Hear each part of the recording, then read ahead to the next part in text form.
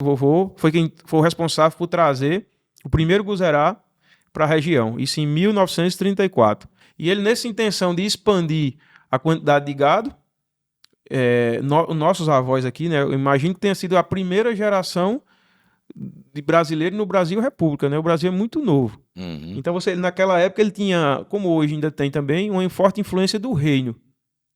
Na pecuária, isso significava trazer gado europeu. Sim. Para cá, aqui, para vocês, para São Paulo, talvez... Mais do que para lá, inclusive. Um certo nível de europeu possa prosperar. Lá, não. Lá não prospera. Então, ele tinha uma limitação... E ele chegou a testar, acho que mais de 10 raças, né? Mais de 10 raças. Era comprando e raça testando. europeia. Raça europeia. E a gente tem esse registro, normando, cimental. E já tinha visto isso, que lá, de fato, não prosperava. Outros tios, cunhados dele, continuaram na veia do europeu, e ele enxergou o zebu. Em 34. Em 34, que na época, assim, ele não chamava boi zebu, que era o boi de castanha, né? Boi de cupim, boi de giba. E aí tem ele nesse processo de querer expandir, testando várias raças, o fato de ter chegado no guzerá dessa maneira também é uma coisa de muita relevância, porque ele não chegou no guzerá porque achou bonito, por modismo, não, foi testando, né? Para nossa região, testou várias raças, o que permitiu a ele expandir o rebanho e passar de 3 mil cabeças foi o guzerá e suas cruzas. E teve uma coincidência grande também, lá onde ele chegou, o proprietário, Coronel João de Abreu, na época, no Rio de Janeiro, ele era machante, negociava com gado, e a esposa fazia queijo. Tá. Também. Da mesma forma que meu avô, em Itaperuá. Ele negociava com boi, né? Vendia gado pesado e tudo. E a avó, a mãe dele, a mulher dele, minha avó, vó Alice, fazia queijo em Itaperuá. Então ele chegou lá, teve esse destaque. O seu Coronel João de Abreu disse: esse gado pesa mais no gancho, o rendimento é maior do que os outros. E o leite, na queijeira também aqui, é totalmente diferente. Rende mais. Tem mais gordura, que é a matéria-prima para quem mexe com derivado, né?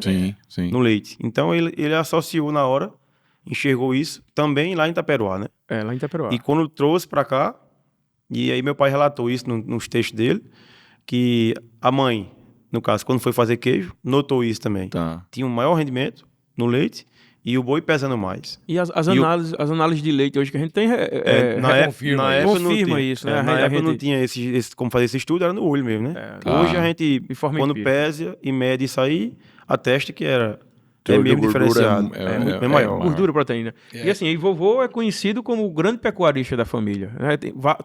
Todo mundo criava gado, mas o pecuarista de alma mesmo, de essência, era vovô, de dedicação, de ter paixão. E aí, essa história a gente sempre conta por mais novos, essa ousadia, né, que vovô teve, a coragem, o desprendimento para chegar no guzerá. É uma história muito bonita. Só tinham 2 pessoas em Itaperuá que tinham assinatura de revista temática, né, do meio rural.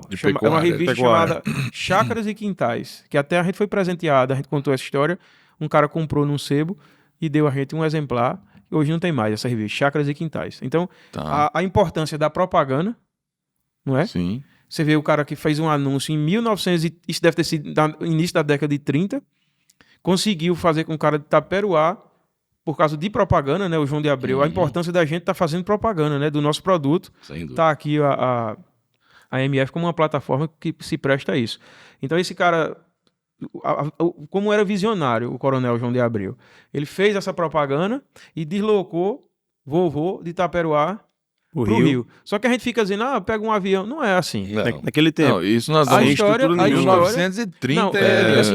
Outra. Aí você vê, ele tinha essa preocupação de estar se informando. O vovô, ele não se formou, né? A gente é neto. Ele aprendeu ali em casa, né? Aprendeu ali em casa com a mãe. Mas era muito inteligente. A biblioteca dele, que ele deixou pra gente lá, eu acho que todos os netos dele são formados. Mas se somar os livros, que todos não leu a metade. Não leu a metade do que vovô leu, e ele leu todos os grandes escritores. Então ele tinha essa preocupação com informação sempre. E aí ele, de posse desse dado, a gente fica se perguntando, mas pai, como foi que se deu isso? Porque você não tinha WhatsApp, telefone não tinha, energia elétrica não tinha, e aí era tudo correio. Recebi seu João de Abreu aqui, a revista, sou fulano de tal, imaginando como era a dinâmica disso. Sou Manuel Dantas Vilar, gostaria de visitar a sua fazenda, bota no correio. Aí, 60 dias essa carta vai para o Rio. Com 60 dias ele responde, marcando que pode vir. Aí acho que o vovô escreve outra carta, vou marcar para tal dia. Manda. Meu Deus. Aí ele diz, Vai um ano, tal velho. dia eu não posso. Veja tal dia. Aí volta.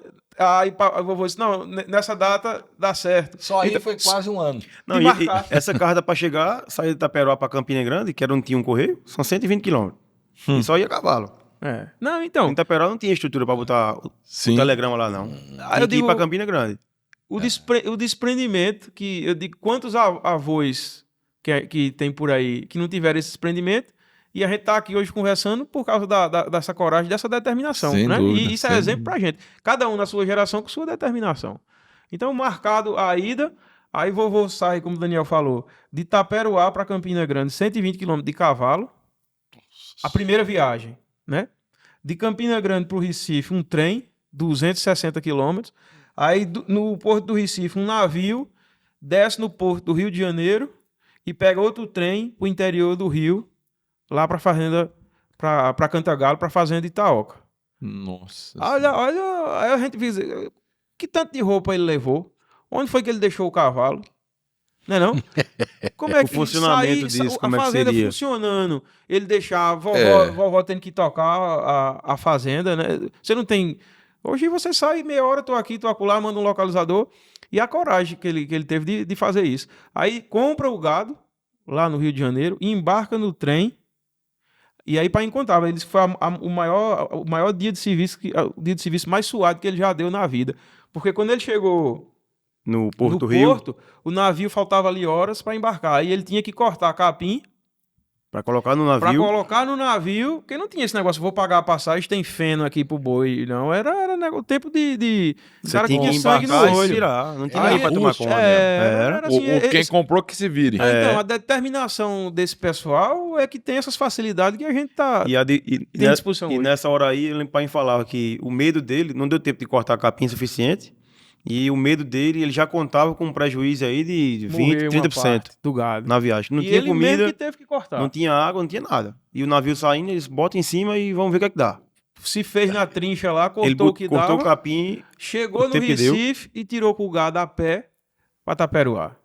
A pé. Tangendo a pé. Tangendo a pé. Essa foi 400 a primeira quilômetros. Quantas viagem. cabeças? Não, ali uma Uns 20 ou 30, duas é. dezenas no máximo, que era a primeira compra, para testar o Guzerá, ver que dava certo e fazer outras. era mais uma raça que ele tava testando. Testando, Não, entendeu? e bota teste nisso, Só né? que, Porque... só que essa aí, ele, quando enxergou, que aí tem uma passagem que o Otávio Domingues fala do olho clínico, um olho zootécnico. Você, quando enxerga um animal, tem gente que tem isso, mais do que outros. instinto O zootécnico. instinto zootécnico.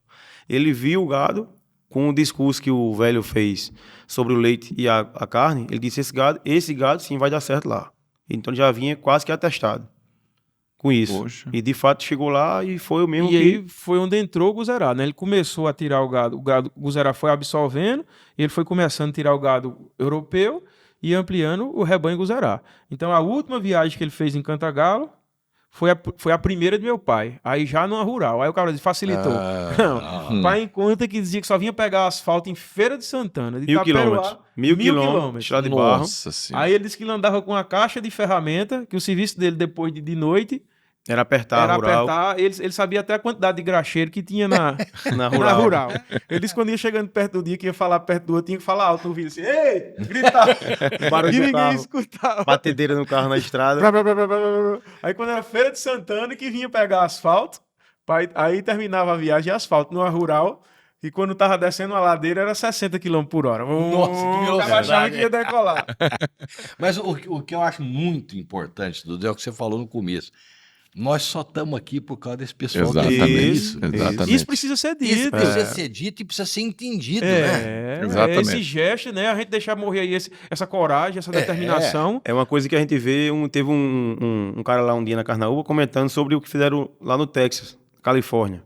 Que o pessoal fez lá para poder ocupar aquele território, né? Matando gente, foi uma coisa drástica. Uhum. E hoje, contado através dos filmes, né? Os filmes de Bang Bang, é uma coisa que o mundo todo vê e acha bonito, né? É heróico, né? É heróico. E esse pessoal aí hoje não é heróico, né?